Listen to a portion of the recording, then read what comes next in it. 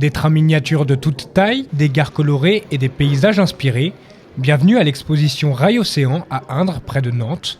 Organisé par le club des mini-rails nantais, ce rassemblement est le premier depuis 2017 au sein des Pays de la Loire. L'occasion pour les exposants de faire vivre leur passion, comme Olivier, modéliste depuis son enfance. Alors un échange avec le public est toujours intéressant parce qu'il y a toujours quelque chose à apprendre. On explique beaucoup nos techniques de construction. Ça, c'est la principale chose pour laquelle je sors, c'est pour expliquer comment on fait. J'adore donner les commandes à des jeunes ou à des moins jeunes, mais faire participer le public. Une manière de raviver un hobby peu à peu oublié grâce notamment aux nouvelles technologies.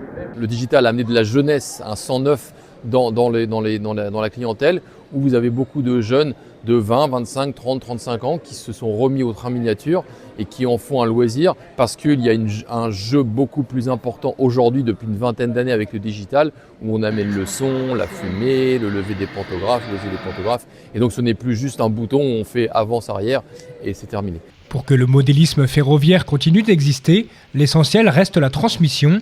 Comme avec Jacques, ici, dans son atelier, modéliste mais aussi formateur au sein du club des mini-rails nantais. Je m'occupe des jeunes, à partir de 11-12 ans, pour leur appliquer un minimum de base du modélisme. Donc ils font tout, ils font la menuiserie, ils font la pose de la voie, l'électricité très rudimentaire, mais ils le font aussi. Selon la Fédération française de modélisme ferroviaire, il existe aujourd'hui plus de 130 clubs à travers l'Hexagone.